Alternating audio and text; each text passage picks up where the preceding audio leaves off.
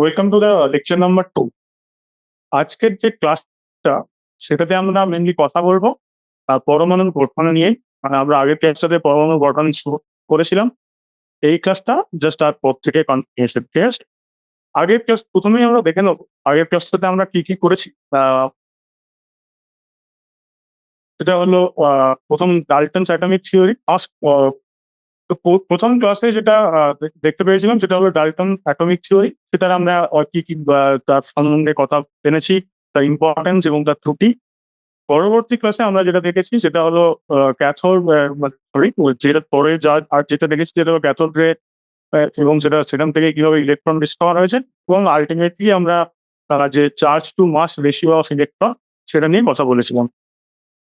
ঠিক আছে, তো আজকের যে ক্লাসে লাস্ট আমরা যেখানে শেষ করেছিলাম যে চার্জ টু মাস রেশিও কিভাবে বের করেছিলেন, এটা একটা বিখ্যাত একটা এক্সপেরিমেন্ট। সেটা হলো যে মৌলিকান অয়েল ড্রপ এক্সপেরিমেন্ট এটাকে বলা হয়।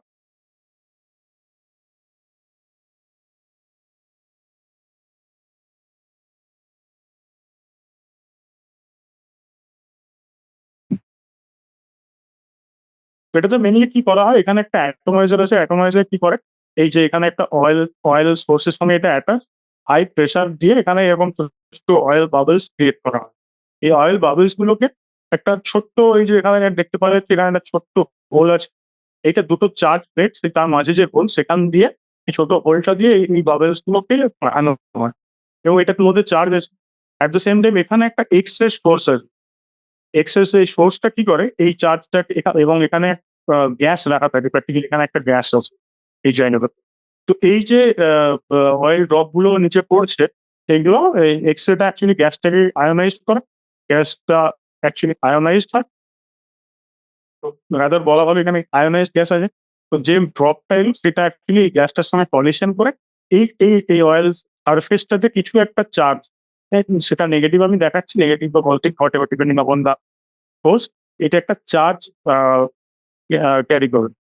এইটা চার্জ ড্রপ, অবভিয়াসলি ইলেকট্রনের আমি চার্জ ডিসকভারি নিয়ে কথা বলছি, তার মানে এটা যেহেতু এক্সট্রা গ্যাসটাকে আয়নাইজ করার পরে যে অয়েল ড্রপটার সারফেসটা চার্জ হয়ে যায়, এবং সেই চার্জ সারফেসটাকে এখানে টেলিস্কোপ আছে, সেখান থেকে আমি দেখতে পারি। মানে এখানে দুটো চার্জ, এটা একটা প্লাস প্লেট এবং মাইনাস প্লেটের মধ্যে, অর্থাৎ একটা ইলেকট্রিক ফিল্ডের মধ্যে দিয়ে এই যে চার্জ যে স্ফিয়ার সেটা কিভাবে ড্রপ করছে সেইটাকেই দেখা হয়, এবং সেখান থেকে চার্জটা উনি এক্সপেরিমেন্টালি বের করে। তো আমরা আগের ক্লাসে সেই চার্জ নিয়ে দেখেও ছিলাম। যদি আমি একটু সিটে যাই, যে আগের ক্লাসে আমরা চার্জটাকে বের করে দেখিয়েওছি, বা সেটা হচ্ছে তোমার যেভাবে আমরা বের করেছিলাম লাস্ট ক্লাসে। তুমি একটু ফিরে দেন। ইয়েস, এই সেখান থেকে আমাদের চার্জ এসেছিল 1.60 10 টু দি পাওয়ার -98 কুলম্ব, এবং সেখান থেকে মাসটাকে ইজিলি বের করা যায়, কারণ Thomson in by charge by মাসের যে রেশিও সেটা বের করবে। অর্থাৎ এইভাবে ইলেকট্রন সম্বন্ধে কথা হয়। যখন প্রোটন সম্বন্ধে কথা হয় সেটা কিভাবে আসে, প্রোটন অ্যাকচুয়ালি আবিষ্কার করেছে রাদারফোর্ড, কিন্তু যে ওটা গোল্ডস্টেন অ্যাকচুয়ালি প্রথম। আমরা ক্যাথোড টিউবের কথা জানি, ক্যাথোড টিউবে কি দেখেছিলাম, যে অ্যানোডটাকে পারফোরেটেড করা হয়। ক্যাথোড টিউবে আমরা পারফোরেটেড অ্যানোড নিয়েছিলাম, অর্থাৎ ক্যাথোড রে যেটা সেখান থেকে মানে যে রেটা অ্যানোডের দিকে যাচ্ছিল, তারপরে অ্যানোডের পাশে একটা ফ্লোরোসেন্ট স্ক্রিন রাখা থাকে, এবং সেখান থেকে বুঝতে পারা যায় যে ক্যাথোড রেটা সম্বন্ধে। তারপরে ক্যাথোড টিউব নিয়ে গোল্ডস্টেন ক্যাথোড টিউবটাকে মডিফাই করে পারফোরেটেড ক্যাথোড টিউব নিয়ে। ক্যাথোড টিউবের মধ্যে কি কি ছিল, একটা অ্যানোড, একটা ক্যাথোড যেটা মেটালিক, এবং একটা গ্যাস রাখা ছিল যেটা কিনা লো প্রেসারে। তো এখন পারফোরেটেড অ্যানোডের জায়গায় উনি কি নেন, একটা পারফোরেটেড ক্যাথোড নেন, এবং সেখানেও দেখতে পান যে একটা যখন ওখানে যখন প্রেসার কম থাকছে, তখন ওখানে পারফোরেটেড ক্যাথোডের মধ্যে দিয়ে ওইদিকে যদি আমি একটা ফ্লোরোসেন্ট স্ক্রিন রাখি, তাহলে ওই অপোজিট ডিরেকশনে কি হচ্ছে না, কিছু একটা রে, কোনো না কোনো একটা রে গেছিল, যে কারণে ওখানে কোনো স্পটস তৈরি হচ্ছে। এবং এই যে এটা একটা অবভিয়াসলি ক্যাথোডের দিকে যাচ্ছে, ক্যাথোড ইটসেলফ একটা নেগেটিভ ইলেকট্রোড, ক্যাথোড একটা নেগেটিভ ইলেকট্রোড, অর্থাৎ ক্যাথোডের দিকে দিকে যদি কেউ যায় সেই রেটা হবে পজিটিভ। অর্থাৎ আগে আমরা কি দেখেছিলাম, অ্যানোডের দিকে যাচ্ছিল, এবং সেটা ফ্লোরোসেন্সের মাধ্যমে আমরা একটা ফ্লোরোসেন্ট বা ফসফোরেসেন্ট স্ক্রিন রাখার মাধ্যমে আমরা সেটা বের করেছিলাম, যেটাকে ইলেকট্রন বলা হয়। তো এখানে একটা পজিটিভ রে তৈরি হচ্ছে, যেটাকে পজিটিভ রে বা অ্যানোড রে অথবা ক্যানেল রেজও বলা হয়, এবং প্র্যাকটিক্যালি সেখান থেকেই হচ্ছে উনি যে প্রোটনের কনসেপ্ট সেখান থেকেই ডেভেলপমেন্ট পরে রাদারফোর্ড স্যার ডেভেলপ করেন। তো প্র্যাকটিক্যালি সেটা আমি এখানে লিখে রেখেছি, যেটা তখন ধরে তোমাদেরকে গল্পটা বললাম যে modified cathode ray টিউবতে electric discharge করার সময় প্রোটনের আবিষ্কার হয়। অনাথ এবারে কি আগের আমরা দেখেছিলাম একটা অ্যানোড রে যখন আমরা পেয়েছিলাম,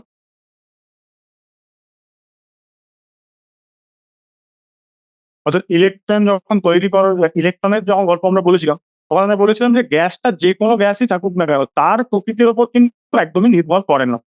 কিন্তু এখানে আহ, দেখা গেল প্রথমবার যে ধনাত্মক আধানযুক্ত কণাটা আছে তার ভরটা কিন্তু গ্যাসের উপর নির্ভরশীল, অর্থাৎ যে গ্যাসটা আয়নাইজ হয়ে কিছু একটা এই কণাটার আবিষ্কার হলো, তাই না? এবার যেহেতু ওটা নির্ভরশীল ছিল না, সেখানে আমরা বলতে পারি যে সেটা হচ্ছে একটা যে কোনো অ্যাটমেরই প্রপার্টি হতে পারে। কিন্তু যখনই আমি গ্যাসটাকে যখন চেঞ্জ করি, মানে ধরো কখনো আমার গ্যাসটা ছিল আর্গন, আর কখনো আমি গ্যাসটাকে যদি রাখি নিয়ন, আমি নেসেসারি নেক্সট নিষ্ক্রিয় গ্যাস নিচ্ছি, অন্য গ্যাসও নেওয়া যেতে পারছি, কিন্তু নিয়ন নিষ্ক্রিয় গ্যাসই নিয়েছি। তো যখন এখানে রাখা হলো, তখন দেখা গেলো যে গ্যাসটা আমি ডিপেন্ডিং আপন that gas, that particle mass, that positive rays that particle responsible of, তার মাসটা হচ্ছে অ্যাকচুয়ালি ভ্যারি করে যাচ্ছে ওটার উপর। এবং সেই যে কণাটা সেটার যে ই বাই এম, আগেরটাতে আমরা দেখেছিলাম যে চার্জ বাই মাস, সেটাও ডিপেন্ড করছিল গ্যাসের উপর। তো এক্ষেত্রে সেই জিনিসটাও, অর্থাৎ যেটা বোঝা যাচ্ছে যে গ্যাসটার যে নেচার বা প্রকৃতি, সেইটা কিন্তু ওই যে রেটা যেটা দিয়ে তৈরি, সেটার উপর যেটার উপর ডিপেন্ডেন্সি আসে। এবং এই যে পজিটিভ রে সেটাকেই প্রোটন হিসেবে ধরা হয়। আমরা ইলেকট্রনের সময় বলেছিলাম যে ইলেকট্রিক বা ম্যাগনেটিক ফিল্ড থাকে, এটা সেটা রিফ্লেক্ট করবে এবং অ্যাজ এ নেগেটিভ পার্টিকেল যেমন ভাবে রিফ্লেক্ট করা উচিত, পজিটিভ ফিল্ডের দিকে রিফ্লেক্ট করা উচিত, তো সেইরকম ভাবে রিফ্লেক্ট করা উচিত। এখানে জাস্ট উল্টোটা হবে, এখানেও রিফ্লেক্ট করবে, কিন্তু যেমন ইলেকট্রনের ক্ষেত্রে যেমন হতো তার উল্টো আমরা লিখেছি। ঠিক আছে, বোঝে? Understand? Like whenever it is an electron, then it will be deflected towards the positive field, and whenever it is not it's this positive ray, so that will be deflected towards the negative, so negative electron, তাই না? তো সেটার উপরই ব্যাখ্যা করে। এবং যেটা দেখা গেল কি, এই ধনাত্মক আধানযুক্ত যে কণাগুলো তাদের, মানে সেক্ষেত্রে যে কণাটা আগে যেমন ইলেকট্রনের একই একটা স্পেসিফিক চার্জ, এক্ষেত্রে কিন্তু গ্যাসের উপর ডিপেন্ড করে অনেক রকমের কণা পাওয়া যাচ্ছে, যেগুলো সবাই positively charge, that is true. কিন্তু অ্যাট দ্য সেম টাইম সেটা ইলেকট্রনের চার্জের সঙ্গে সরল গণিত। অর্থাৎ কি, মানে ধরো ইলেকট্রনের চার্জ আমি যদি ধরে নিই ই, তাহলে এখন যে পাওয়া যাচ্ছে সেটা হয় 2e, ইউ হতে পারে টি, এই ধরনের। অবভিয়াসলি এটা মাইনাস ছিল, এগুলো মাইনাস নেই, এগুলো প্লাসে আছে। অর্থাৎ ইলেকট্রনের যা চার্জ তার ধনাত্মক যে ধনাত্মক আধানযুক্ত হচ্ছে প্রথম কথা, এবং সরল গুণিতকে পাওয়া যাচ্ছিল। এবং এখানে একটা ইম্পর্টেন্ট কথা যে প্রোটন নেই, মানে মেইনলি প্রোটন আবিষ্কার হয়, এবং সব থেকে যে স্মলেস্ট লাইটেস্ট যে পজিটিভ আয়ন যেটা পাওয়া গেছিল, সেটা হচ্ছে হাইড্রোজেন থেকে, সেটাকে বলা হয় প্রোটন। অর্থাৎ আমরা জানি যে হাইড্রোজেনকে লিখতে চাই 1H1, এটা কিভাবে এইভাবে লেখে, কেন এটার উপরেরটা এটার মানে কি বা এটার মানে কি, সেটা আমরা এই ক্লাসেই শেষের দিকে আসবো। তো মোদ্দা কথা, এখানে হাইড্রোজেনে কি থাকে, একটা ইলেকট্রন থাকে, একটা প্রোটন থাকে, কোনো নিউট্রন থাকে না। তো এইটা থেকে যদি কেউ ইলেকট্রনটাকে বের করে নিতে পারে, ইলেকট্রনটাকে যদি বের করে নিতে পারে, তাহলে যেটা পড়ে থাকে সেই জিনিসটাই হচ্ছে 1H1, সেটাকে বলা হয় প্রোটন। ঠিক আছে? সেটাকেই প্রোটন হিসেবে বলা হয়। তো আমরা এখানে সব জিনিসগুলোকে একটা জাস্ট সাম আপ করে লিখে রেখেছি। এটাতে মনে রাখার জন্য তোমাদের, এটা এরকম নয় যে পরীক্ষায় ডিরেক্টলি জানতে চাইবে। কিন্তু জাস্ট দেখো, তুমি দেখলেই বুঝতে পারবে। এটা কি লিখেছি, ইলেকট্রন, প্রোটন এবং নিউট্রন। ইলেকট্রন আবিষ্কার কে করেছিলেন? ইলেকট্রন যে থমসন আবিষ্কার করেন 1897-এ, রাদারফোর্ড প্রোটন আবিষ্কার করেন, এবং জেমস চ্যাডউইক সেটা হচ্ছে নিউট্রন, যেটা কিনা কোনো আধান নেই, আধানবিহীন একটা কণা, বুঝলো? আধানবিহীন যে কণা, এটা কিন্তু অনেকটা পরে আবিষ্কার হয়। 1911, আরো প্রায় 20-21 বছর পরে এটা আবিষ্কার হয়। এবং এদের চিহ্নগুলো তোমরা সবাই জানো, ইলেকট্রনকে ই দিয়ে, প্রোটনকে পি দিয়ে, এবং নিউট্রনকে স্মল এন দিয়ে প্রকাশ করা হয়। নিউটনের তুমি যদি IUPAC নোটেশন লিখতে চাও, তাহলে এটা লিখতে হবে 1n0। ওটা কেন কি পরে আসছি। আর এই প্রোটনকে H প্লাস হিসেবেও লেখা হয়ে থাকে, 1H1 হিসেবেও লেখা হয়ে থাকে, ইলেকট্রনকে ই বা চার্জ বোঝানোর জন্য বেটার ই মাইনাস দিয়েও লেখা হয়ে থাকে। ঠিক আছে? হ্যাঁ, যেটা নিউটন নিয়ে কথা বলছিলাম, যেটা আমি বললাম যে এটা একটা আধানবিহীন কণা, এবং এটা চ্যাডউইক আবিষ্কার করেছিলেন। তো নিউটনের আবিষ্কার কোথা থেকে হয় সেটা যদি বলা হয়, তো এটা একটা অ্যাকচুয়ালি একটা নিউক্লিয়ার রিঅ্যাকশন বা একটা রেডিও অ্যাক্টিভ রিঅ্যাকশন থেকে হয়। রিঅ্যাকশনটা কি ছিল? রিঅ্যাকশনটা আমি তোমাদের লিখছি। এই বেরিলিয়ামের একটা পাতলা পাত থেকেই এটা আবিষ্কার হয়। বেরিলিয়ামের সঙ্গে যদি হিলিয়াম অ্যাটমকে যদি নিউক্লিয়ার রিঅ্যাকশনে টেক পার্ট করে সেখান থেকে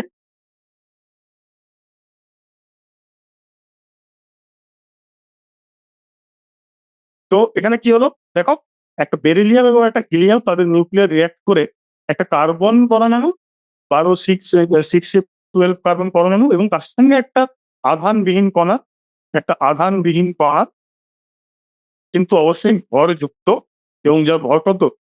একটা আধানবিহীন ভরযুক্ত কণা পাওয়া যায় প্রথম। এই বেরিলিয়ামের এখান থেকেই পাওয়া যায়। This is a reaction. এটা in should remember or in should just try to understand. এখানে এটা হচ্ছে this is the first reaction যেখান থেকে কিনা নিউটন আবিষ্কার হয়। এবং একটা জিনিস দেখো, এই রিঅ্যাকশন গুলো নিউক্লিয়ার রিঅ্যাকশন তোমরা হয়তো পরে পড়বে। আমি জাস্ট একটু বলে রাখি, দেখো এটা করা খুবই সোজা। এই যে উপরের যে নাম্বার গুলো আছে মাস, এই দুটোর যোগফল আমি যদি মাসকে এ হিসেবে লিখি তাহলে A of reactant will be equals to the product. অর্থাৎ এই যে ভর সংখ্যাটা এর সমান হবে। দেখো ৯ আর ৪ এর যোগ করলে কত হবে? ১৩। এখানে দেখো ১২ তৈরি হয়েছে, অর্থাৎ একটা কিছু মার্ক থাকবে পড়ে। এখানে ৪ আর ২ এটাও সেম হবে। এটাকে যদি আমি জেড বলি তাহলে জেড, এটা যদি রিঅ্যাক্ট্যান্ট বলি তাহলে জেড প্রোডাক্ট, তাহলে এইটিকেও সমানান্তর। ৪ আর ২ এর ৬, এখানে ৬ হয়ে গেছে অলরেডি, ওই জন্য এটা 0 আছে। জেড এভাবে লেখা যায়। এবং এই রিঅ্যাকশনটা এই জন্য ইম্পর্টেন্ট, এখান থেকেই প্রথম নিউটনের আবিষ্কার হয়। নিউটন কি একটা আধানবিহীন ভরযুক্ত একটা কণা। ঠিক আছে? তো এটা হলো ওখান থেকে। এবারে আমরা ইলেকট্রনের চার্জ বের করেছি। আগের ক্লাসে আমরা দেখেছি ইলেকট্রনের চার্জ কিরকম হতে পারে। সেটা মিলিকানের ওয়েভ অফ এক্সপেরিমেন্ট এবং তোমার যেটা যে থমসন যে ডিফ্লেকশন থেকে বের করেন এই তৈরি দিয়ে। এখানে আমি জাস্ট একটা টেবিল করে রেখেছি। এটা প্রচন্ড important. This is very, very important. কারণ এগুলো তোমাদের বিভিন্ন সময় নিউমেরিক্যালস করতে কাজে লাগবে, ডিরেক্টলি জিজ্ঞেস করতে পারে, অনেক সময় দেওয়া থাকতে পারে বা না থাকতে পারে। তো এটা জাস্ট একবার দেখে নাও। ইলেকট্রনের ভর কত আছে? 9.1 এর 10⁻⁸, 10⁻28 গ্রাম। অর্থাৎ তোমরা কেজিতে ইজিলি করতে পারো, 10⁻31 হবে, 31 কেজি। বাকি যা ছিল তাই থাকবে। এটা হলো সিজিএস, এটা হলো এসআই। সেরকম ভাবে চার্জ -1.6, এই যে মাইনাস ইলেকট্রনের যেহেতু নেগেটিভ, তাই -1.6 10⁻⁻19 কুলম্ব। সিমিলারলি এটা সিজিএস এককটা একটু মাথায় রাখবে। সিজিএস এককটা একটু মাথায় রাখবে এবং সবথেকে বেশি এই কারণে মাথায় রাখবে, তুমি যদি ইলেকট্রনের দেখো ইলেকট্রনের সিজিএস একক আর এটা হচ্ছে কুলম্ব বা এসআই একক, তাহলে তুমি ডিরেক্ট এই দুটো তো চার্জ তো সেম নাকি? তো চার্জ যদি সেম হয় তাহলে তুমি একটা সিজিএস টু এসআই যে ট্রান্সফরমেশন যখন আমাকে কখনো পরীক্ষায় যদি করতে হয় সেটা আমরা করতে পারবো। জাস্ট এই দুটোকে ইকুয়েট করা দিয়ে বুঝতে পারবো যে ১ কুলম্ব সমান কত, তাই তো? ১ কুলম্ব সমান কত সেটা ইজিলি বের করে আনবো। প্রোটনের ক্ষেত্রে কত দেখো, প্রোটনের ক্ষেত্রে 1.6725 × 10⁻24 গ্রাম। আর নিউটনের ক্ষেত্রে এই ভরটা একই রকম প্রায়, কিন্তু 1.6750। অর্থাৎ তোমাদের যদি জিজ্ঞেস করা হয় একটা প্রোটন আর একটা নিউট্রনের ভর মধ্যে কার ভর বেশি, তো এটা যদি মাস অফ নিউট্রন আর mass of proton. So if I ask, so where the mass of which proton or neutron will be higher? Yes, which one is more heavier? I mean, proton and neutron. Obviously, it will be neutron, right? Because it is 6725, it is 675. This is higher. And একটা জিনিস তোমরা আরেকটা জিনিস তুমি দেখো সেটা এখানে এই যে ইলেকট্রনের ভর এবং প্রোটনের ভর, প্রোটন বা নিউট্রন দুটোই, প্রোটন ও নিউট্রন দুজনেই ইলেকট্রনের তুলনায় অনেক ভারী। ঠিক আছে? অনেকটা গুণ ভারী। এবং যদি খুবই স্পেসিফিক, আমি যদি mass of proton by mass of electron করি না, এইটা এই সংখ্যাটা আসবে 837 অ্যাপ্রক্সিমেটলি। 837, যত 837 গুণ ভারী। ঠিক আছে? তো সেই কারণে আমরা যখন কোনো জিনিসের একটা মাস ধরো, আমি কি বলি তোমাকে, যে অক্সিজেন এই যে মৌলটা, এটার মাস তুমি যদি বের করতে হয় তাহলে তোমার ক্রমাঙ্ক কত হবে 8, আর এটার মাস কত? এটা সাধারণত মাস আমরা লিখি 16। এখানে ইলেকট্রনের মাসটাকে কখনো ধরা হয় না, কারণ ইলেকট্রনের মাসটা প্রচন্ড negligible. with respect to the mass of electron with moving with respect to proton. তো সেই কারণে আমরা কখনোই কিন্তু ইলেকট্রনের মাসকে ধরি না, কিন্তু আমাদের জেনে রাখতে হবে নিউমেরিক্যালস এর ক্ষেত্রে বা কখনো নিচে সেরকম ভাবে কোশ্চেন আছে আমাদেরকে সেই জন্য। কিন্তু মোদ্দা কথা হলো এখান থেকে প্রোটনের সব থেকে ভারী কে, তাহলে সব থেকে ভারী হলো নিউট্রন, দেন প্রোটন, দেন ইলেকট্রন। এইটা হলো এখান থেকে আমার হচ্ছে পেলাম আমরা, ঠিক আছে। তো এটা কি জানো, তোমাদের বইয়েও খুব সুন্দর করে টেবিল করে দেওয়া আছে, এখানে সিজিএস গুলো দেওয়া নেই, এখানে মেনলি বইয়ের এসআই ইউনিট গুলোই নিয়ে কথা বলা আছে। সে কারণে আমি সিজিএস গুলো আগের রেটে লিখে রাখলাম, সিজিএস গুলো কখনো কখনো পরীক্ষা ক্ষেত্রে অসুবিধা হয় সেই কারণে, ঠিক আছে। তো এটা হলো টেবিল, এটাও তোমরা বই থেকেই পেয়ে যাবে, এনসিআরটি বইয়ের ডিরেক্টলি এটা জিনিসটা দেওয়া আছে, সেখান থেকে আমি তুলে রেখেছি। এবার দেখো মাস গুলোকে, এই যে ইউ মানে কি, ইউ মানে আমরা প্রথম ক্লাস যদি কেউ করে থাকি বেসিক কনসেপ্ট অফ কেমিস্ট্রি, সেখানে আমরা দেখিয়েছিলাম যে অ্যাটমিক মাস ইউনিট বা যেটাকে আমরা এএমইউ বলি, সেইটার সিম্বলটাই হচ্ছে ইউ।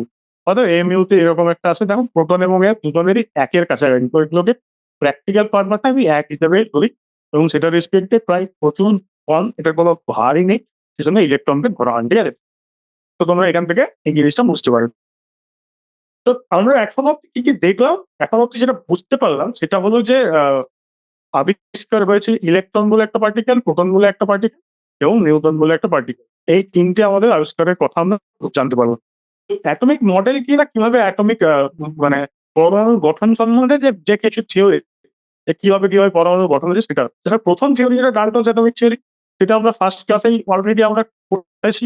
এবং ডাল্টন অ্যাটমিক থিওরিতে কখনোই লেখা ছিল না যে ওটাকে পরমাণুকে ভাগ ভাগ করা যাবে, কিন্তু সেইটার যে এইটার লিমিটেশন হচ্ছে, এই যে মেইন লিমিটেশন হচ্ছে এইটা, তাই তো? মেইন লিমিটেশন কি না, অ্যাটম ইজ ডিভিজিবল, অর্থাৎ পরমাণুকে ভাগ করা যায় এবং সেটা ফান্ডামেন্টালি তিনটে পার্টিকেল এবং আমরা সাব অ্যাটমিক পার্টিকেল এবং 35 টা পার্টিকেলের কথা বলেছিলাম। তো এইভাবে ডাল্টন অ্যাটমিক থিওরি গেল। কিন্তু ডাল্টন অ্যাটমিক থিওরির পরে যে জিনিসটা আসে সেটাকে বলা হয় থমসনস অ্যাটমিক মডেল বা প্লাম পুডিং মডেল, ঠিক আছে? থমসন অ্যাটমিক মডেল, এইখানে একটা জিনিস বলি, এই থমসন অ্যাটমিক মডেল যখন এসেছিল তখন কিন্তু শুধুমাত্র ইলেকট্রনের ডিসকভারি হয়েছে, ইলেকট্রনের ডিসকভারি হয়েছে, ঠিক আছে? আর কোনো ডিসকভারি কিন্তু হয়নি তখনো পর্যন্ত। তারপরে যে মডেলটা তোমাদের আছে এবং খুবই ইম্পর্টেন্ট, সেটা হলো রাদারফোর্ড অ্যাটমিক থিওরি। এবং সবথেকে শেষে যেটা খুব ওয়েল এস্টাবলিশড, তারও সেই আছে, তারও কিছু লিমিটেশন থাকতেই পারে, সেগুলো নিয়ে আমরা কথা বলবো। তো মোদ্দা কথা হলো তোমাদের সিলেবাসে এই Dalton's atomic theory, Thomson's atomic model আর plum pudding model, Rutherford atomic theory আর বোরস অ্যাটমিক থিওরি, এই চারটে জিনিস নিয়ে আমাদের ডিসকাশন করতে হবে। অলরেডি আমরা ডাল্টন অ্যাটমিক থিওরি নিয়ে কথা বলেছি, তাহলে প্রথম আমরা এটা নিয়ে কথা বলবো, সেটা হলো থমসন অ্যাটমিক মডেল বা প্লাম পুডিং মডেল। অর্থাৎ কি, উনি কি ধরেছিলেন যে অ্যাটমের কিন্তু একটা স্ফেরিক্যাল শেপ থাকবে, ঠিক আছে? যে কোনো পরমাণু একটা বৃত্তাকার না বলে বেসিক্যালি বলা উচিত গোলাকার শেপ, গোলাকার আকৃতি থাকবে অ্যাটমের। তারপরে উনি আরেকটা কি বললেন, যে পজিটিভ চার্জ ওর মধ্যে থাকবে, কারণ তখন অব্দি মানে অ্যাজ এ প্রোটন হিসেবে প্রোটন আবিষ্কার হয়নি, কিন্তু ক্যাথোড প্লেটকে মডিফাই করে প্লাস চার্জের যে কিছু আছে সেটা তো বোঝা গেছে। তো সেইখান থেকে কি বললেন, যে পজিটিভ চার্জ যেটা, সেটা কি, সেটা হচ্ছে ওভার দ্য অ্যাটম, মানে যদি আমি ভাবি না যে এটা একটা অ্যাটম, সে মানে এটা ধরো একটা স্ফেরিক্যাল, উনি বললেন প্রথম, তো একটা যদি এরকম একটা স্ফেরিক্যাল অ্যাটম হয়, তো অ্যানসন যেটা বললেন যে প্লাস চার্জটা এই ওভারঅল এই পুরোটার উপরেই ইউনিফর্মলি ডিস্ট্রিবিউট হয়ে আছে, এটা পুরোটাই পজিটিভ চার্জের একটা ইউনিফর্ম ডিস্ট্রিবিউশন, পজিটিভ চার্জের একটা ইউনিফর্ম ডিস্ট্রিবিউশন আছে। এখানে উনি তারপরে যেটা বললেন যে নেগেটিভ চার্জ আমরা জানি যে ইলেকট্রনের নেগেটিভ চার্জ, সেটা এর মধ্যে এখানে ধরো একটা ইলেকট্রন, এখানে একটা, বা যদি আমি এভাবে, তো এটা বিভিন্ন জায়গায় ইলেকট্রন গুলো এমবেড।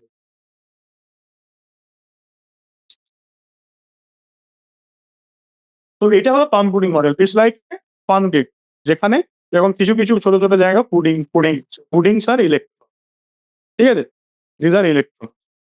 তো এইটা হলো ওনার মডেল। কি মডেল? পজিটিভ চার্জটা ইউনিফর্মলি ডিস্ট্রিবিউটেড থাকবে। তো মাস অফ দ্য অ্যাটমটা হচ্ছে তো তার মানে ইউনিফর্মলি ডিস্ট্রিবিউটেড থাকবে। কারণ আমরা অলরেডি জেনেছি যে প্রোটনের মাসটাই হচ্ছে একই মাস, ইলেকট্রনের মাস তার রেসপেক্টে নেগেটিভ। অর্থাৎ অ্যাটমের যে মাস সেটা কারণ তখন অব্দি নিউটন সম্পর্কে কোনো ধারণা ছিল না। তাহলে উনি যেটা বললেন যে পজিটিভলি চার্জটা এবং যে অ্যাটমের মাস দুটোই ইউনিফর্মলি ডিস্ট্রিবিউটেড সমানভাবে ওই যে এর স্ফিয়ারটা সমানভাবে ওটা থাকবে।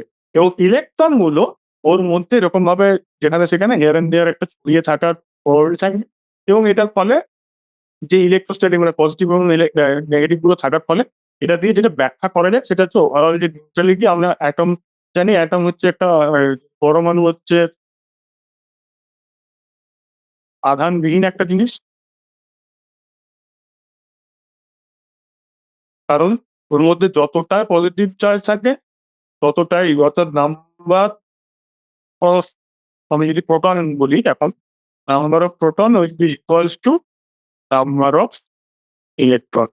সে কারণে আমরা জানি পরমাণু আধানবিহীন এবং এই মডেল দেখো যে যতটা পজিটিভলি যে সেটা ডিস্ট্রিবিউটেড এবং যতগুলো ইলেকট্রন তার মধ্যে থাকার কথা তারা ওর মধ্যে এখানে সেখানে ছড়িয়ে আছে। তাহলে ওভারঅল যে নিউট্রালিটি সেটা হচ্ছে এখান থেকে ব্যাখ্যা করা যায়। কিন্তু এটা দিয়ে অনেক কিছু ব্যাখ্যা করা যায় না। দেখো একটা জিনিস বলি, যেকোনো আমি যখন থিওরি নিয়ে যেমন ডাল্টন নিয়েও কথা বলেছি, তখন ডাল্টনের থিওরির আমি কিছু ইম্পর্টেন্স বলেছি এবং সেটা কিছু লিমিটেশন বলেছি। একটা জিনিস মাথায় রাখতে হবে যে এই থিওরি গুলো যখন আসছে এগুলো প্রচন্ড পুরোনো থিওরি, কিন্তু সেই সময় দাঁড়িয়ে আর ইম্পর্টেন্সটা প্রচন্ড ছিল।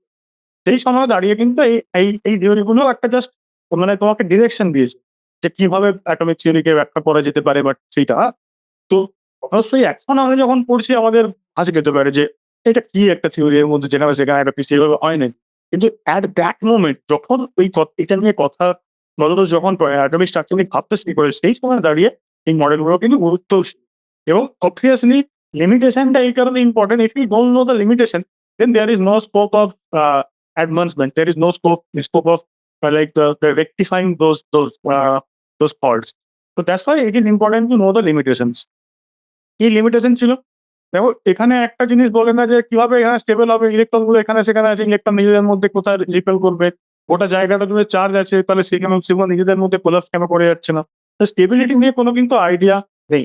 আর একটা ইম্পর্টেন্ট যেটা আমরা পরবর্তীকালে বুঝতে পেরেছি যে নিউট্রন বলে একটা জিনিস তৈরি হয়, সেই নিউট্রন বানানোর কিন্তু কোনো ধারণাই এখান থেকে পাওয়া যায় না। ঠিক আছে? এইটা ছিল থমসন অ্যাটমিক মডেল সম্পূর্ণ খুবই সোজা একটা মডেল। একটা স্ফেরিক্যাল অ্যাটম থাকবে যেটা পজিটিভ চার্জটা হচ্ছে তোমার ইউনিফর্মলি ডিস্ট্রিবিউটেড থাকবে এবং ইলেকট্রনস গুলো এমবেডেড থাকবে। এটাই হলো তার মেইন যে দুটো লিমিটেশন আমরা অলরেডি বুঝে গেলাম। একটা হচ্ছে যে এক্সট্রিম স্টেবিলিটি ব্যাখ্যা করতে পারা যায় না আর নিউট্রনের কোনো কনসেপ্ট নেই। ঠিক আছে? খুব ইজি। ওকে, চলো তাহলে নেক্সট যে মডেলটা আমরা কথা বলবো সেটা হচ্ছে রাদারফোর্ড। কিন্তু সেখানে যাওয়ার আগে আমি জাস্ট একটা গল্প তোমাদের বলতে চাই যে মেইনলি কি হলো 19th সেঞ্চুরির শেষের দিকে বিভিন্ন ধরনের এরকম রে যে রেডিও অ্যাক্টিভ রে বা বিভিন্ন ধরনের রে আবিষ্কার হতে শুরু করে। উইলিয়াম রনজেট বলে একজন বিজ্ঞানী, যিনি ফিজিক্সের প্রথম নোবেল লরিয়েটও বটেন। তিনি একটা দেখতে পান যে ইলেকট্রন যে তৈরি হয়েছে না ক্যাথোড হচ্ছে গেছে ইলেকট্রন যদি কোনো একটা মেটেরিয়ালে ক্যাথোড টিউবে গিয়ে যখন ধাক্কা মারছে সেই ক্যাথোড রে থেকে একটা জিনিস একটা আরেকটা রে তৈরি হচ্ছে যেই রেটা কিনা ফ্লোরোসেন্ট মেটেরিয়াল এর উপরে যদি পড়ে সে ফ্লোরোসেন্ট বিহেভিয়ার শো করতে পারছে। তাহলে কি বলবো যে একটা ধরো এখানে একটা ক্যাথোড মেটেরিয়াল আমি যে সেভাবে ছবি আঁকি এটাকে যেমন ক্যাথোড বলি, তো এইখানে একটা ইলেকট্রনের রে এরকম অনেক ইলেকট্রনের একটা রে হাই এনার্জি এখানে যদি ধাক্কা লাগে তো এইখান থেকে কিছু একটা রে তৈরি হচ্ছে যেই রেটাও এখানে যদি কোনো একটা ফ্লোরোসেন্ট স্ক্রিনে পড়ে, ফ্লোরোসেন্ট স্ক্রিন আমি ছোট করে লিখলাম এক্সেল স্ক্রিন, তাহলে সেখানে গিয়ে স্পট তৈরি হলো। তাহলে কি বললো যে ইলেকট্রনের থেকে এই ধরনের একটা ক্যারেক্টারিস্টিক রে বেরোলো যেটা কিনা এটা করতে পারে এবং ওই সময় কিন্তু ওনার কোনো ধারণা ছিল না যেটা কি রে কেন এরকম তৈরি হচ্ছে। যেহেতু কোনো ধারণা ছিল না, যেমন আমরা বলি না অ্যালজেব্রাতে যে লেট সে এক্স, সেরকম ভাবে উনি ধরে নেন এই রেটাকে একটা রে যেটার সেটা একটা এক্স রে এবং সেই নামটা এত ফেমাস হয়ে যায় পরবর্তীকালে এক্স হিসেবেই থেকে যায় এবং এটা খুব হাই পেনিট্রেটিং পাওয়ার আছে যেটা আমরা মেডিকেল সায়েন্স ইউজ করি মানে যে কোনো জিনিসকে ভেদ করে চলে যেতে পারে। তো ভেদ করে যখনই চলে যাবে এবং ফ্লোরোসেন্ট স্ক্রিনে গিয়ে ওটা ছবি দিতে পারবে। সেই কারণে এক্স রে প্রধানত ইউজফুল একটা জিনিস, কিন্তু এই সময় রনজেন এটা প্রথম 1895 টাইমে থেকে আবিষ্কার করে। সেরকম ভাবে হেনরি বেকারেল বলে একজন বিজ্ঞানী প্রথম রেডিও অ্যাক্টিভিটি কনসেপ্ট দেন। রেডিও অ্যাক্টিভিটি মানে কি? কোনো একটা জিনিস যেটা এলিমেন্ট, কিছু এলিমেন্ট সব এলিমেন্ট নয়, সেটা একটা তারা একটা কিছু রেডিয়েশন, একটা এনার্জি তারা এমিট করতে থাকছে। এবং এই যে এমিট করছে বা রেডিয়েট করছে, এই জিনিসটাকেই ওই জন্য নাম দেন রেডিও অ্যাক্টিভ। এবং যেসব যৌগ বা যেসব মৌল এই ধরনের রেডিয়েশন এমিশন প্রপার্টি দেখায়, তাদেরকে বলা হয় রেডিও অ্যাক্টিভ এলিমেন্ট বা তেজস্ক্রিয় মৌল। রেডিও অ্যাক্টিভিটির বাংলা কি? তেজস্ক্রিয়তা। ঠিক আছে? তো এইভাবে বলে। পরবর্তীকালে ম্যারি কুরি, পিয়ারে কুরি, রাদারফোর্ড, ফ্রেডরিক স্টাডি এরকম অনেক বড়, বড় বিজ্ঞানীরা ওনারা এই ফিল্ডে কাজ করেন এবং এই যে পার্টিকেল গুলো না আলফা, বিটা, গামা রে এগুলোকে আবিষ্কার করেন। এটা কেন বলছি? রাদারফোর্ড মডেলে যেতে হলে এই আলফা পার্টিকেলের কিন্তু একটা প্রধান ইম্পোর্টেন্ট রোল আছে। সেই জন্য আমি বললাম যে কিভাবে জাস্ট একটা হিস্ট্রিটা বলে রাখেন। এনারা পরবর্তীকালে এই জিনিসগুলো আবিষ্কার করেন। রাদারফোর্ড দেখেন যে আলফারে, যেটা বললাম না রাদারফোর্ড কি দেখেন যে আলফারে হাই এনার্জি পার্টিকেল যেটা নিয়ে তৈরি হয় এবং সেখানে হচ্ছে এখানে হচ্ছে একটা কি দেখেন আলফাতে যে 2 ইউনিট পজিটিভ চার্জ থাকে এবং ভর সেটা হচ্ছে 4 ইউনিট। এইটা উনি দেখতে পান আলফা পার্টিকেলের ক্ষেত্রে। আর যেটা দেখেন যে বিটা পার্টিকেল যখনই বলা হচ্ছে, সেটা হচ্ছে একটা নেগেটিভলি চার্জ পার্টিকেল এবং বিটা পার্টিকেলকে যদি আমরা দেখি না, বেসিক্যালি সেটা একটা ইলেকট্রন, হাই এনার্জি ইলেকট্রন নেই অ্যাকচুয়ালি বিটা পার্টিকেল সেটা ঠিক আছে। তো রাদারফোর্ড যেটা পেলেন কি আলফা কণা এবং সেই আলফা কণা পেলেন এবং আলফা কণাটা হচ্ছে যার দুটো চার্জ এবং 4 টে 4 ইউনিট ভর আছে। সেই জিনিসটা নিয়ে একটা উনি ফেমাস এক্সপেরিমেন্ট করেন। যে ফেমাস এক্সপেরিমেন্টটার নাম হচ্ছে রাদারফোর্ড গোল্ডফয়েল এক্সপেরিমেন্ট। ঠিক আছে? সেটা কি দিয়ে করেছিল? Alpha particle. তো আলফা পার্টিকেল দিয়ে উনি একটা বিখ্যাত এক্সপেরিমেন্ট করেন এবং সেখান থেকে অ্যাটমিক থিওরি দেন। এবং ওনার যে মডেল সেটাকে নিউক্লিয় মডেল বলা হয়। কেন বলা হয় আমরা পরবর্তীকালে আস্তে, আস্তে বুঝবো। তো উনি যে এক্সপেরিমেন্টটা করেন সেটা আগে একটু বোঝার চেষ্টা করুন। উনি অ্যাকচুয়ালি আরেকটা কথা ইম্পোর্টেন্ট জে থমসন তার স্টুডেন্ট জে থমসনকে ইলেকট্রন যিনি আবিষ্কার করছেন। ঠিক আছে? তাহলে দেখো এগুলো সব কিন্তু খুব কানেক্টেড। ডাক্তারের সঙ্গে থমসন রিলেশন থমসন রাদারফোর্ডের স্টুডেন্ট। এই থমসনের স্টুডেন্ট রাদারফোর্ড পরবর্তী মডেলটাতে গেলে থমসন দিলেন প্লাম পুডিং তার যে ভুল সেটাকে কিছুটা ঠিক করার চেষ্টা করলেন যেটা রাদারফোর্ড। তো রাদারফোর্ড হচ্ছে উনি যে কনস্ট্রাকশন যে এই যে গোল্ড ফয়েল এক্সপেরিমেন্টের যে কনস্ট্রাকশনটা উনি করলেন এবং উনি কি করলেন? উনি ফার্স্ট নিলেন একটা থিন গোল্ড ফয়েল নিলেন। এসে এটা ১,০০০ এটম বলবো না, আমি বলবো এসে যে ধরো আরো বেশি ১,০০,০০০। তো ১,০০,০০০ একটা অ্যাটম আছে এরকম একটা থিন কয়েকটা খুবই চিনি। কিন্তু অনেক এরকম এতগুলো ধরো অ্যাটম হয়েছে। তো উনি তারপর কি দেখলেন যে আলফা রে নিলেন। আলফা রেকে কিভাবে প্রকাশ করে জানো তো? আলফা রেকে প্রকাশ করা হয় আ এই হিলিয়াম অ্যাটম 4 ঠিক আছে? হিলিয়ামে অবশ্যই তোমরা জানো পরমাণু করে ২ এবং তার মাস হচ্ছে ৪। এখানে কিন্তু তার প্লাস চার্জ থাকে, ঠিক আছে? প্লাস 2 চার্জ থাকে। এটাই হচ্ছে আলফা পার্টিকেলের সঙ্গে পার্থক্য। আমরা এটা নিয়ে কথা বলব। কিন্তু উনি এরকম আলফা রে যেটা হাই এনার্জি পার্টিকেল একটা হাই এনার্জি পার্টিকেল ওই গোল্ড ফয়েলটাতে আলফা রে দিয়ে ওটাকে তুমি বম্বার্ড করবে। ঠিক আছে? গোল্ড ফয়েলটাকে আলফা রে দিয়ে তুমি বম্বার্ড করবে। এবং কি করলেন? তার পিছনে একটা ZnS যেটা আমরা অলরেডি দেখি এটা একটা ফসফরাস মেটেরিয়াল। স্ক্রিন হিসেবে ইউজ করা হয়। সেখানে কেউ যদি গিয়ে স্ট্রাইক করে তাহলে একটা স্পট তৈরি হয়। সেটাকে ধাক্কা দিল। তো আমি যদি জাস্ট মানে ধরো আগে ছবিটা তাহলে আমি যেন ভাবার চেষ্টা করি এরকম একটা গোল্ড ফয়েল আছে। আমি যদি একদম সিম্পলিস্টিক ছবিটা ভাবি, তো এখান থেকে উনি একটা কোনো সোর্স এটা আলফার বেস সোর্স আমি বলি। তো এইখান থেকে এরকম আলফা পার্টিকেল গুলো এরকম করে আলফা পার্টিকেল গুলো গেল। এটা হচ্ছে তোমার গোল্ড ফয়েলটা। আর ওখানে এই পিছনে একটা এরকম এখানে একটা ZnS এর স্প্রিং রাখা আছে। ঠিক আছে?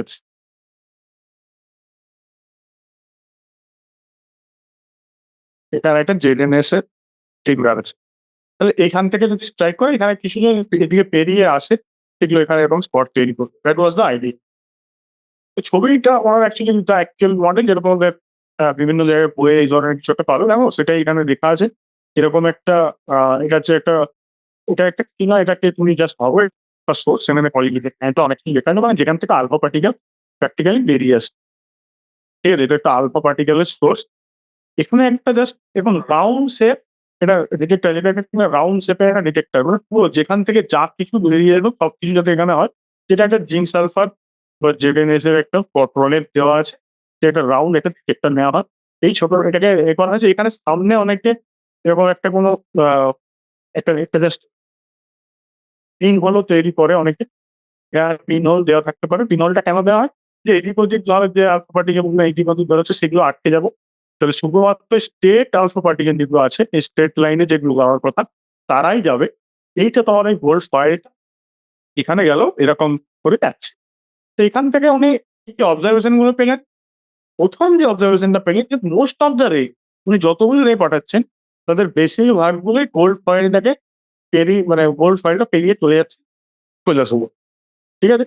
তো বেশিরভাগ সবাই মানে এটা কি বোঝার পরে বলছেন, উনি বলেন যে বেশিরভাগ মোস্ট অফ দ্য ওয়ে সেটা হচ্ছে ডিরেক্টলি এটাকে ক্রস করে চলে যাচ্ছে। মানে সবই এটা পেরিয়ে চলে যাচ্ছে ১ম। দ্বিতীয় কি বললেন? কিছু রেটে কিছু ফিউ মানে খুব কম সংখ্যক হচ্ছে যারা কিনা ডিফ্লেক্টেড হচ্ছে ওই গোল্ড ফাইলটাকে হিট করে কিছু ডিফ্লেকশন হচ্ছে। আরেকটা কি বললেন? যেটা যদি দেখা যায় যে ২০,০০০ এর মধ্যে অনলি একটা মানে 1/20,000 কাইন্ড অফ। ঠিক আছে? তো ২০,০০০ এর মধ্যে একটা হচ্ছে ডাইরেক্ট ফিরে আসছে।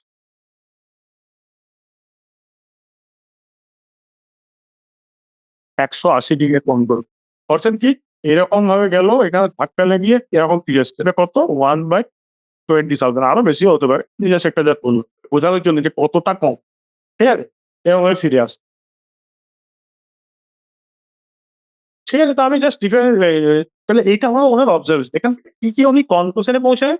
সেটা আমি বলছি তার আগে জাস্ট এখানে একটা জিনিস বলে নিই যেটা আমি তোমাকে আগে থেকে শুরু করেছিলাম যে আলফা পার্টিকেল আর হিলিয়ামের মধ্যে পার্থক্য কি?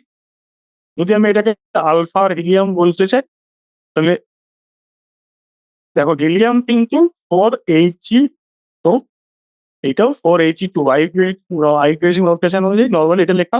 কেউ যদি +2 লেখে তাহলে এটা অর্থাৎ কি হলো আলফা হচ্ছে চার্জ পার্টিকেল আর হিলিয়াম হচ্ছে একটা নিউট্রাল অ্যাটম।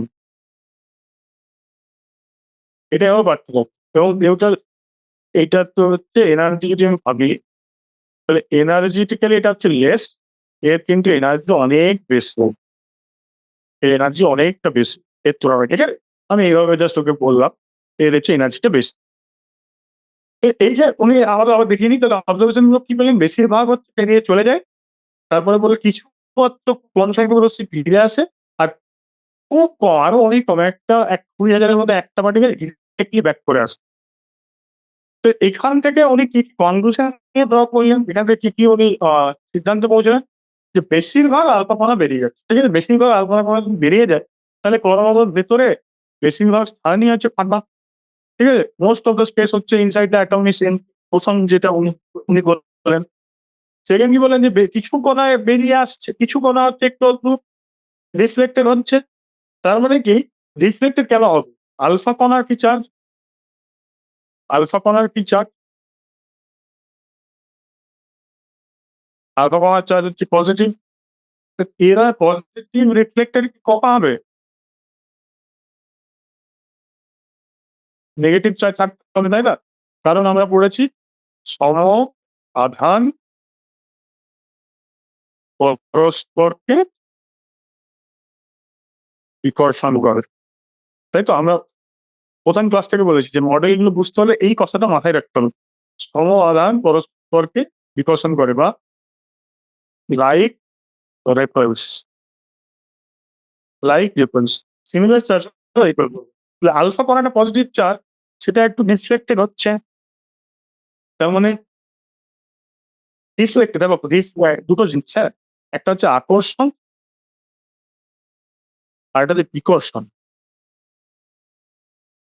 তাহলে কিছু যদি এভাবে কি বলছে যে কিছু রিপেল হয়ে যে রাস্তায় যাচ্ছিল সেটা থেকে উল্টো দিকে গেছে। তার মানে নিশ্চয়ই সেখানে কোনো পজিটিভ চার্জ আছে। ঠিক আছে? Reflected by positive charge. আর কিছু মানে এরকম ছিল, এরকম করে যাচ্ছিল, একটু জাস্ট বেঁকে গেল। এই যে এটা ডিসফ্লেকশন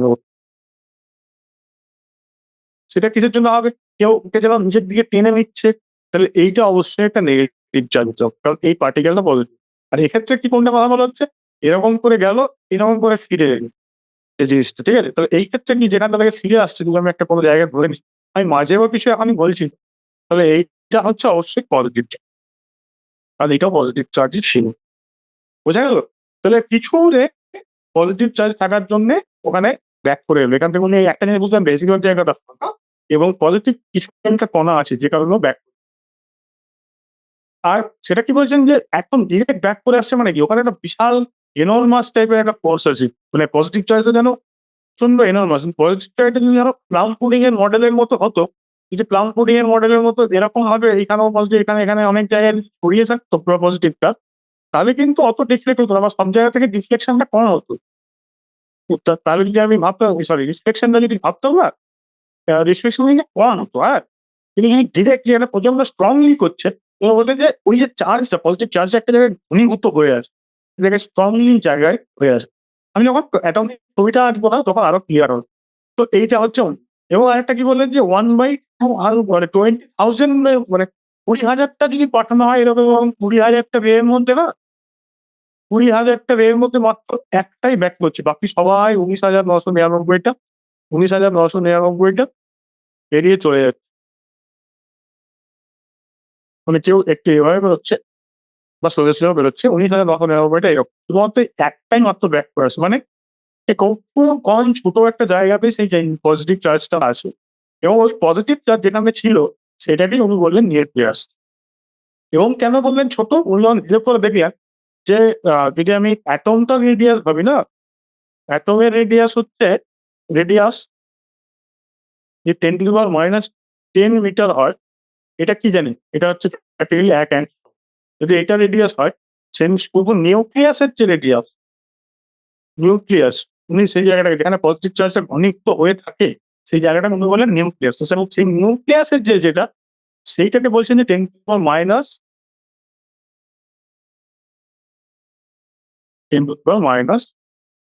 মিটার। এর আমি জাস্ট এরকম মুছে দিই আবার কনফিউজ হবে।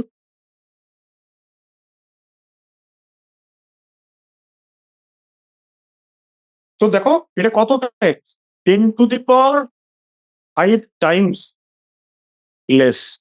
নিউক্লিয়াসের যে সাইজ 10⁵ টাইমস লেস। ১,০০,০০০ প্রায়। সেটা হচ্ছে এতটা কম, তাই তো? সেইটা হচ্ছে যে ওনার এখান থেকে এই জিনিসগুলো তাহলে এটা আমি লিখে রেখেছি। তার মানে কি হলো যে বেশিরভাগ জায়গা অবশ্য চার্জ এবং ভর সেটা এক জায়গায় কেন্দ্রীভূত আছে যে কারণে ফিরে আসছে এবং সেটা খুব ছোট কারণ ২০,০০০ টার মধ্যে মাত্র একটাই স্পিন ব্যাক করে ফিরে আসছে। কম একটা ছোট জায়গার মধ্যে আছে। ইভেন সেটা 10⁵ টাইমস যদি আমি ভাবি সেরকম কাইন্ড অফ ব্যাপার এবং কিছু পজিটিভ কণা আছে অবশ্যই আর বেশিরভাগ জায়গাটা ফাঁকা। এখান থেকে দেখো এই সেটাকে আমি ছবির আকারে যদি দেখাই, এরকম আলফা পার্টিকেল গেল। তিনি যেটা বললেন যে এইরকম একটা মাঝে একটা জায়গাতে একটা মাঝামাঝি জায়গায় সেখানে পজিটিভ চার্জটা এখানে ঘনীভূত হয়ে আছে, ঘনীভূত হয়ে আছে। তাহলে যারা এরকম করে যাচ্ছিল পজিটিভ চার্জের জন্য একটু জাস্ট ডিফ্লেক্ট করবে। ইভেন এই নেগেটিভ চার্জ গুলো তাদের যদিও অত অর্থরকম ওরা অত ডিফ্লেক্ট করতে পারবে না। ঠিক তার নেগেটিভ চার্জ গুলো যেহেতু বাইরে আছে তাহলে সেটার জন্য একটা ডিফ্লেক্ট করতে পারে, সেটার জন্য একটা ডিফ্লেক্ট করতে পারে। আরেকটা কি যেখানে কিছু নেই সেটা ডিরেক্টলি এরকম সোজা সোজা পেরিয়ে চলে যাবে। সোজা সোজা কিছু এটা হচ্ছে স্মল অ্যাঙ্গেল ডিফ্লেকশন, কিছু লার্জ অ্যাঙ্গেল ডিফ্লেকশন হতে পারে। লার্জ ডিফ্লেকশন মানে আমি লার্জ অ্যাঙ্গেল ডিফ্লেকশন এর কথা বলছি। অর্থাৎ এই অ্যাঙ্গেলটার কথা বলা হচ্ছে। এক্ষেত্রে কোন অ্যাঙ্গেলটার কথা বলা হচ্ছে দেখো এই অ্যাঙ্গেলটার কথা বলতে এটা যদি আলফা বলি তো আলফা না বলে এটাকে বিটা বলি। Beta is greater than alpha. এই জন্য এটা লার্জ অ্যাঙ্গেল ডিফ্লেকশন। আরেকটা কি দেখো এই যে যেটা বলেছিলাম যে 1/20,000 এরকম যেটা ডিরেক্টলি এখানে ধাক্কা খাচ্ছে এটা তো পজিটিভ চার্জ এবং প্রচন্ড সেন্ট্রালাইজ ঘনীভূত পজিটিভ চার্জ এটা ডিরেক্টলি ওকে বাড়িয়ে দিচ্ছে। একদম 180 ডিগ্রিতে ওকে ছিল। তো সেরকম সিচুয়েশনে এরকম অনেক অনেক পার্টিকেল তাহলে কোনোটা এরকম ভাবে যাবে, কোনো ক্ষেত্রে এরকম করে ডিসলেক্ট করে আসবে ডিরেক্ট এই জায়গাটাকে। এই জায়গাটা কি বলছে? এই জায়গাটাকেই বলা হচ্ছে নিউক্লিয়াস। ঠিক আছে? এই জায়গাটাকে বলা হচ্ছে নিউক্লিয়াস। উনি যেটা বললেন যেখানে নিউক্লিয়াস কি? যেখানে পজিটিভ চার্জ কমিয়ে ভিতর বলে পাইতেস। এক্ষেত্রে এটা বা এই যে এইটা লিখে এখানে লেখা আছে বসতে হবে। এখান থেকে এটা বোঝা গেল যে এখান থেকে কি বোঝা গেল যে একটা মাঝামাঝি একটা জায়গা হবে যেটা কিনা তোমার নিউক্লিয়াস হবে, যেখানে পুরো পজিটিভ চার্জ এবং ভরটা আছে এবং ওকে কেন্দ্র করে বাইরে এরকম কিছু বৃত্তাকার, আমার ছবিটা এরকম হয়ে যাচ্ছে ঠিকই, কিন্তু এখন বৃত্তাকার কিছু কক্ষপথে এখানে ইলেকট্রন ঘুরে বেড়াচ্ছে, যেটা যার জটা ইলেকট্রন আছে সেটা এরকম ধরে ঘুরে বেড়ায়। এটা হচ্ছে দাদা স্ট্রাকচার। সেটা লিখে দিয়েছে positive charge and most of the mass of the atom was densely concentrated. এই যে ডেন্সলি কনসেন্ট্রেটেড এইটা। তারপরে কি বলছে যে ছোট যে নিউক্লিয়াসের আকারটা সম্ভব হচ্ছে অতি ক্ষুদ্র। এটা কিরকম ভাবে আমরা বুঝতে পারলাম? 10⁻⁻10 মিটার হচ্ছে অ্যাটম, আর 10⁻⁻15 মিটার হচ্ছে তোমার নিউক্লিয়াস, তাই তো? আর কি বলবো যে নিউক্লিয়াসটা surrounded by electrons that move around in a very high speed in circular path. এইটা খুব ইম্পর্টেন্ট, সমকেন্দ্রিক বৃত্তাকার পথ। অর্থাৎ আমি যদি ছবি ঠিক করে একটু আঁকি তাহলে প্রতিটা সেন্টার কিন্তু এইটাই, নিউক্লিয়াসটাই সেন্টার এবং এরকম ভাবে ওটা ঘুরছে। এবং দেখো এটা কিন্তু সৌরজগতের সঙ্গে মিলে আছে। সৌরজগতে কেন মিলে আছে? এটাকে যদি আমি একটা সান ভাবি, তাহলে সানকে কেন্দ্র করে এরকম বড় বড় কক্ষপথ এক একটা গ্রহ, এবং গ্রহগুলো যেটা তুমি সূর্য হয় এরকম ভাবে, এটা হচ্ছে সোলার সিস্টেমটা, এটা হচ্ছে রাদার ফোর্ডের মডেলটা। তো এইখান এই মডেলটা এই সৌরজগতের মতোই, একটু নিউক্লিয়াসটা এখানে মাঝে যে নিউক্লিয়াসটা আছে তাকে কেন্দ্র করে এবার সমকেন্দ্রিক বৃত্তাকার পথে ইলেকট্রন গুলো মুভ করে হাই স্পিডে। ঠিক আছে, এইটা হলো আরেকটি মডেল। আর নাও আরেকটা কি বললেন, দেখো নিউট্রালিটি, যে আমরা বলেছি না যে পরমাণু সবসময় হচ্ছে আধারবিহীন।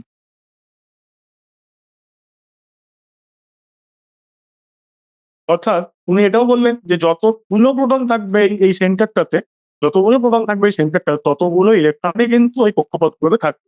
নাম্বার অফ ইলেকট্রন আর প্রোটনটা কিন্তু সেম হবে। এটা হচ্ছে ওলারাইজেশন। আরেকটা কি বললেন, এটাও দেখো খুব একটা ইম্পর্টেন্ট। এই যে এইটা তো তোমার নিউক্লিয়াস আর এইখানে ইলেকট্রনটা আছে। উনি যেটা বললেন যে এটার মধ্যে এরা কেন এভাবে আছে, এদের মধ্যে একটা তীব্র তড়িৎ আকর্ষণ বল কাজ করে। ঠিক আছে, তড়িৎ আকর্ষণ বল কাজ করে, এই জিনিসটা আমি বললেন তড়িৎ আকর্ষণ বল কাজ করে। আর একটা হচ্ছে কি না, এই জিনিসটা ধরো তুমি একটা যদি আঙুলে এরকম করে একটা যদি তুমি জিনিস একটা দড়ি দিয়ে একটা পাথরকে বেঁধে যদি করে ঘোরাও, তাহলে তুমি ধরো হঠাৎ করে দড়িটা ছিঁড়ে যায়, তাহলে কি দেখতে হবে? যে পাথর তোমার কি গায়ে এসে লাগবে, ওটা কিন্তু তোমার হাত থেকে এরকম ভাবে দূরের দিকে বেরিয়ে যাবে, দূরের দিকে ছিটকে বেরিয়ে যাবে। অর্থাৎ একটা আউটওয়ার্ড ফোর্সও কিন্তু কাজ করে, যেটাকে বলা হয় সেন্ট্রিফিউগাল ফোর্স বা কেন্দ্রাতিক বল। তাহলে এখানে একটা যেটা ইনওয়ার্ডস, আমি এটাকে অ্যারোটা এইভাবে দেখানোটা উচিত না, এই অ্যারোটা এইটা নেই এক্স্যাক্টলি। অর্থাৎ এইদিকে একটা আকর্ষণ বল, এইদিকে একটা সেন্ট্রিফিউগাল ফোর্স। এই দুটো এক পরস্পরের বিপরীত অভিমুখে কাজ করে এবং সেভাবে হচ্ছে এই জিনিসটা থাকে। তাহলে হাইড্রোজেন অ্যাটম যদি আমি বলতে চাই রাদারফোর্ড অ্যাটমিক মডেল অনুযায়ী, রাদারফোর্ড মডেল অনুযায়ী, তাহলে কেমন দেখতে হবে?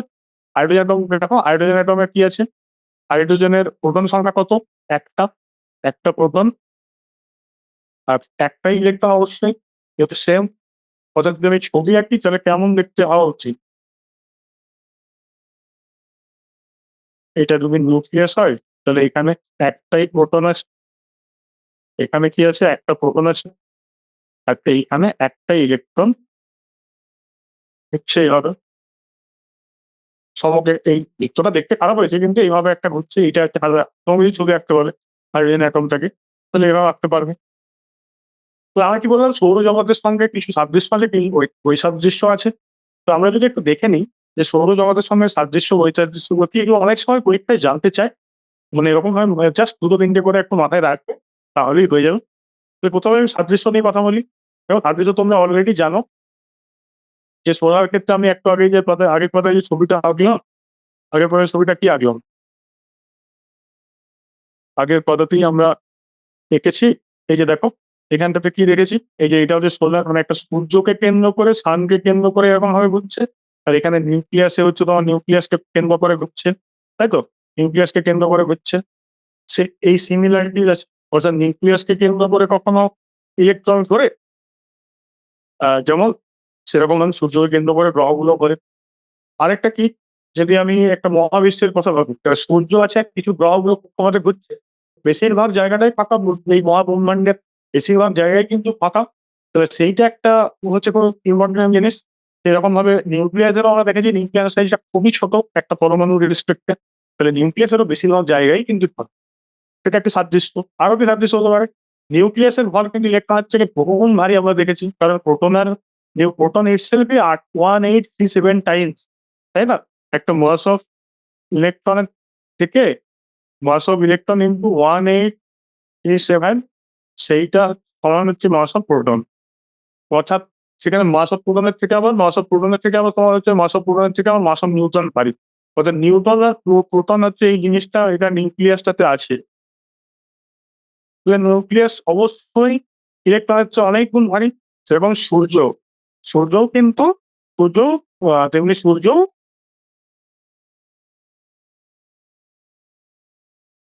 সমস্ত গ্রহ সেই অনেক গুণ ভারী। তাই তো? তো সেরকম কিছু মানে ডিসিমিলারিটি যেটাকে বলে, বৈসাদৃশ্য সেটাও আছে। কি বৈসাদৃশ্য? তবে এখানে আমরা যদি দেখি না, একই কক্ষপথে উনি কিন্তু বললেন যে একাধিক ইলেকট্রন থাকতে পারে।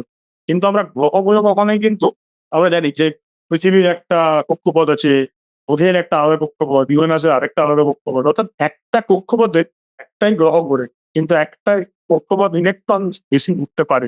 তো এটা একটা বৈসাদৃশ্য, এবং আমরা জানি যে গ্রহ যদি দুটো একই কক্ষপথে চলে আসবে, ক্র্যাশ করে যাবে। আসলে আলাদা, আলাদা কক্ষ হতে পারে। তো এখানে সেরকম নয়। আরেকটা কি, যে গ্রহ বা সূর্য এরা কিন্তু তাদের কিন্তু কোনো আধান নেই। তারা তড়িৎ কিন্তু নয়। যে এখানে প্রোটন এবং নিউক্লিয়াসেরও আধান আছে, সেটা পজিটিভ, তাই তো? নিউক্লিয়াসের কি আধান? নিউক্লিয়াসের আধান হচ্ছে পজিটিভ। ঠিক সিমিলারলি ইলেকট্রনের আধান কি? নেগেটিভ। অর্থাৎ এরা তড়িৎগ্রস্ত, কিন্তু গ্রহ বা সূর্য কেউ তড়িৎগ্রস্ত নয়। আরেকটা কি? এই যে এদের মধ্যে যদি আমি এটাকে যদি এটা বলি, তাহলে এদের মধ্যে কি আছে? আকর্ষণ বল যেটা আছে, আকর্ষণ বল যেটা কি? ইলেকট্রোস্ট্যাটিক।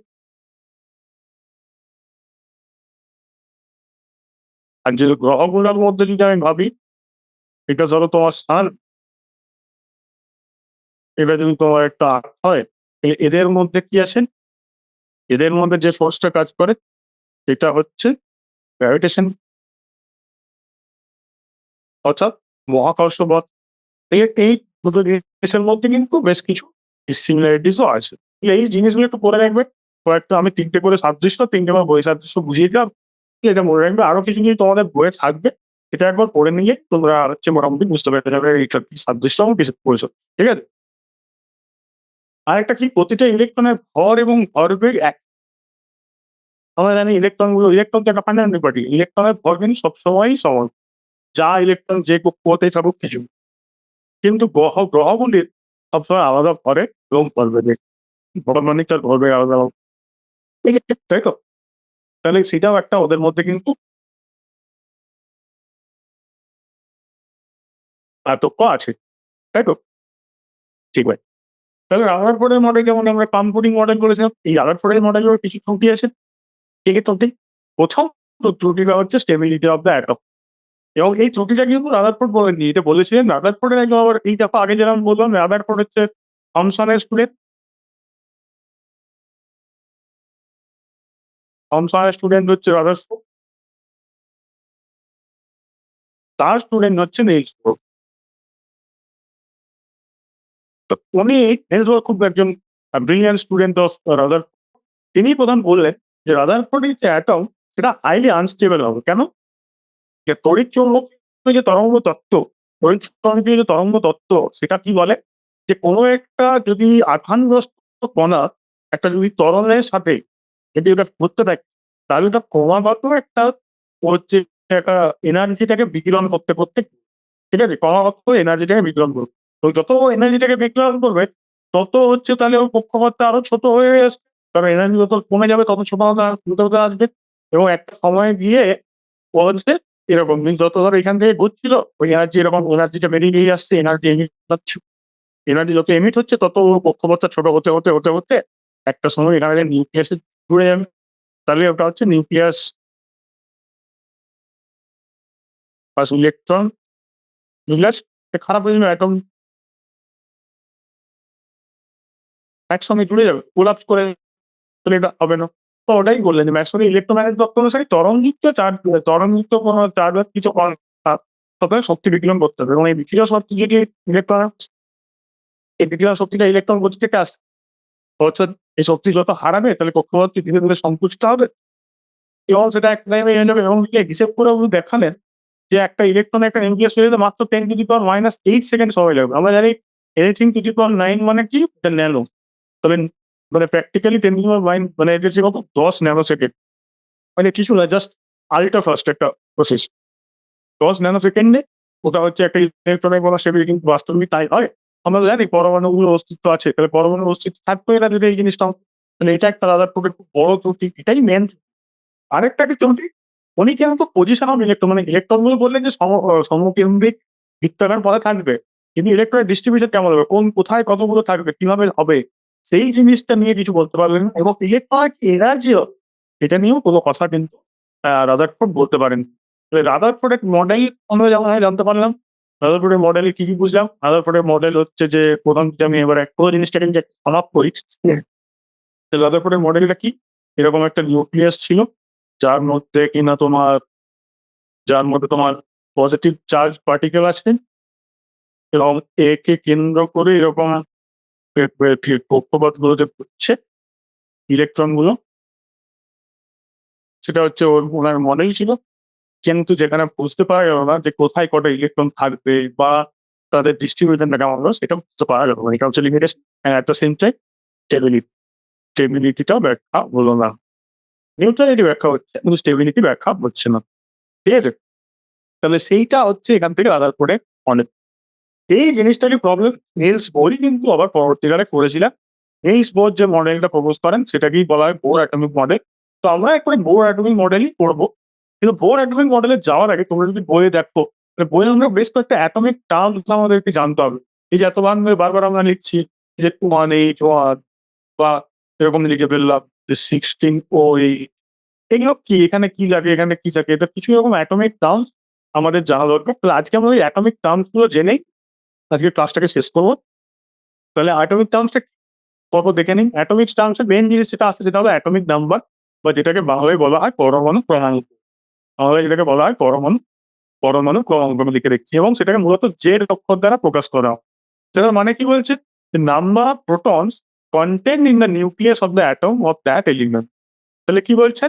যে একটা যেকোনো মৌলের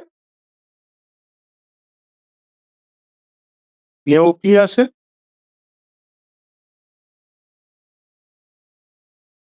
যে কটি প্রোটন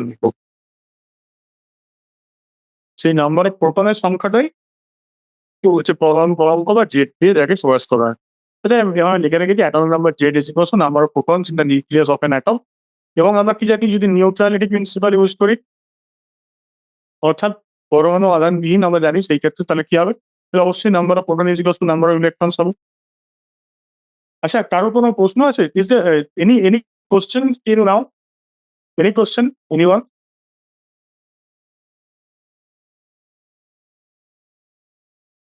হ্যালো?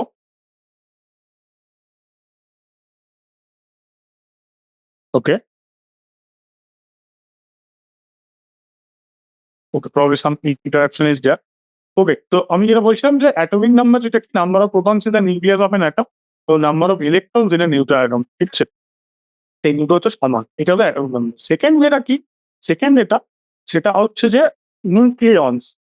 আরেকটা অ্যাটমিক টার্ম। এটা টার্ম হিসেবে মানে এখানে আইপিএস নাম তো দরকার হয় না, কিন্তু জেনে রাখা উচিত। তো প্রোটন আর নিউট্রনস আমরা জানি কিসে থাকে? প্রোটন এবং নিউক্লিয়াসের মধ্যে থাকে।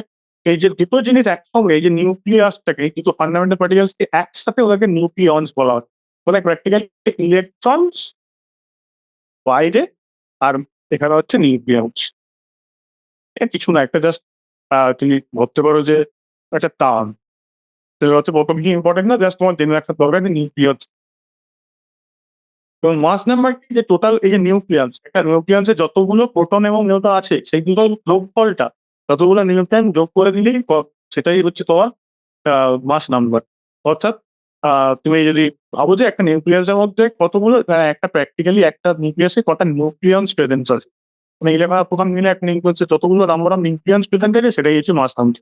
এবার এটা ইম্পর্টেন্ট যে mass number A is equals to Z plus N, অর্থাৎ নাম্বার অফ নিউট্রন। তাহলে এখান থেকে আমি একটা জিনিস বের করতে পারি, নিউট্রন নাম্বার অফ এ মানে এটি নিউট্রন সংখ্যা আমি ভাবি, সেটা কত হবে? এ মাইনাস যে অর্থাৎ ভর সংখ্যা বা মাস নাম্বার, যেখান থেকে যদি পরমাণু পরমাণু বিয়োগ করে দিই, তাহলে আমি চলে আসবো ওই জিনিসটা।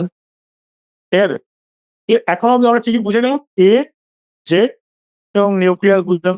এবারে একটা অ্যাটমকে কিভাবে তুমি প্রকাশ করবে, আইইউপিএসসি যেভাবে প্রকাশ করতে বলে সেটা হচ্ছে এইটা। এখানে তোমার এক্স হচ্ছে একটা অ্যাটম, এক্স হচ্ছে অ্যাটম, এ হচ্ছে তোমার মাস নাম্বার, এবং জেড হচ্ছে তোমার অ্যাটমিক নাম্বার।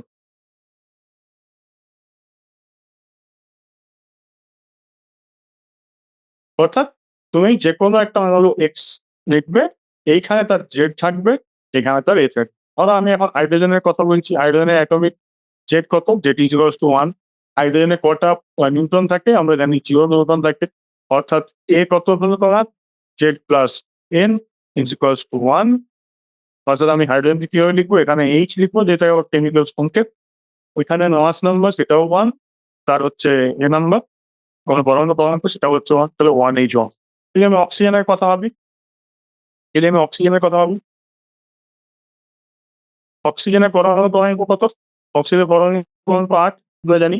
এবং একটা জিনিস সবসময় বলে রাখছি আমি বারবার, যে 1 থেকে 20 বা 30 হলে খুব ভালো হয়। এই অবধি সমস্ত মৌলের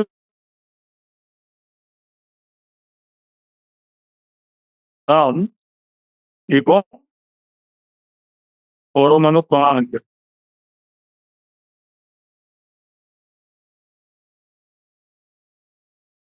এটা কিন্তু মনে রাখতেই হবে। নাহলে কিন্তু অক্সিজেন বললেই যেন আমার মাথায় চলে আসে পরমাণু পরমাণু 8। ওর নিউটন সংখ্যা কত? আমি ধরো আমি জানি বলে তোমাকে বলে দিলাম। ওটা হলো 8। তাহলে আমি কিভাবে লিখবো? প্রথমে আমি বের করে নেবো A, that is equals to Z plus N is equals to বলতো 8 plus 8 মানে 16।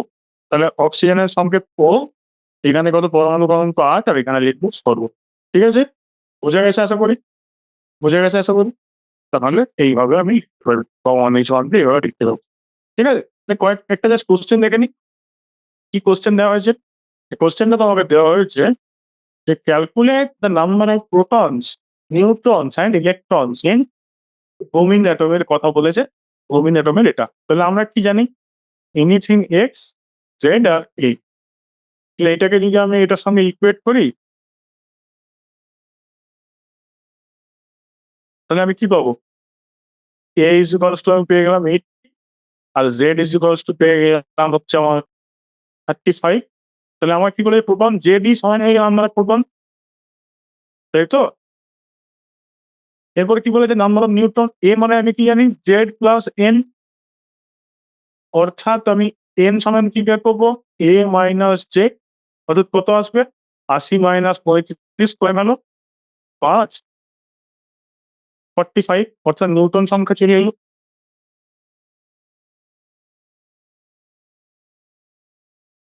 আর কি বলেছে? ইলেকট্রন। আমরা কি জানি? নিউট্রাল যদি একটা জিনিস হয়, তাহলে নিউট্রাল হলে তার number of proton is equals to number of electron. অর্থাৎ এই যে মৌলটা তার ক্ষেত্রে electron number, proton number, neutron সব আমরা জানতে পেরে যাবো এইভাবে। ঠিক আছে? আচ্ছা ঠিক আছে, চলো আরেকটা কোশ্চেন করে তারপর আমরা এগোবো। কি বলেছে? The number of electrons and neutrons in a neutral species, মাথায় রাখতে হবে এটা বারবার, neutral species are both equal to 8. Assign the proper symbol to the species. ঠিক আছে? কি বলেছে তোমাকে? নাম্বার অফ ইলেকট্রন বলে দিয়েছে। কত বলেছে? 8। নাম্বার অফ নিউট্রনও বলেছে। নাম্বার অফ নিউট্রন বলে দিয়েছে। এটা কত বলেছে? সেটাও বলে দিয়েছে 8। আর কি বলেছে? Neutral species. দেখো এই কনসেপ্টটা লাগাতে হবে। নিউট্রাল স্পিসিস মানে কি? Number of proton is equals to electron. অর্থাৎ নাম্বার অফ ইলেকট্রন যদি 8 হয় তাহলে আমি ডিরেক্টলি লিখে দেবো নাম্বার অফ প্রোটন, অর্থাৎ সেটা কি? Nothing but Z. অর্থাৎ আমি কি পেয়ে গেলাম? Z is equals two 8, N is equals two 8। তাহলে এ কি হবে? জেড প্লাস এন, অর্থাৎ 8 প্লাস 8 অর্থাৎ হলো 16, তাই তো? তাহলে আমি কিভাবে লিখবো? এক্স আর জেড এন। তাহলে আমি এটা সমান আমি কি লিখবো? এক্স আর 16। এবার দেখো বারবার বলেছি জেড যদি কারোর 8 হয় তাহলে সেটা 8 মূলত তোমাকে নাম দেন থাকবে, এটা লিখলে কিন্তু এটা অর্ধেকটা কোশ্চেনেরই উত্তর হয়েছে। পরে এই 8 সমান যে অক্সিজেন সেটা তোমাকে জানতে হবে, এবং সেটা তুমি ওই 1 থেকে 20 অব্দি অ্যাটলিস্ট যদি মুখস্থ না করো মৌলগুলো, তাহলে কিন্তু এই কোশ্চেন তুমি করতে পারতে না। তাহলে এটা এক্স আর থাকবে না। আমি যখন লিখে দেবো উত্তরটা কি, বুঝে গেল? তাহলে এখানে সবকিছু ইলেকট্রন আমি ইউজ করতে পারলাম, এবং বাকি যে শেখার জিনিসটা যেটা আমরা এতক্ষণ ধরে শিখেছি সেটাকেও আমরা ইউজ করতে পারলাম। ঠিক আছে? তাহলে আরেকটা কোশ্চেন তোমাদেরকে জাস্ট কোশ্চেনটা বলে রাখি, the number of electrons, protons and neutrons in a species are equal to 8, 18, 16 এবং 16। তো এখানে বলেছে যে প্রপার সিম্বল দিতে। এবার এটা একদম এনসিইআরটির বই থেকে এই কোশ্চেনটা ওঠানো। তো আমি চাইবো যে তোমরা এটাকে না মানে বই না দেখে এটাকে সলভ করার চেষ্টা করো। তো তোমাদেরকে এটা হোমওয়ার্ক অ্যাজ এ হোমওয়ার্ক তোমরা ধরে রাখতে পারো। তো পরবর্তী ক্লাসে আমরা এইখান থেকে আবার ডিসকাশন শুরু করবো এটা সলভ করে। ঠিক আছে? তো চলো আজকের ক্লাসটা এখানে অবধি। আজকের ক্লাস এখানে অবধি। পরবর্তী ক্লাসে আমাদের আবার দেখা হচ্ছে। তো আমি আচ্ছা, any question? So today class is over. Any question? Anybody?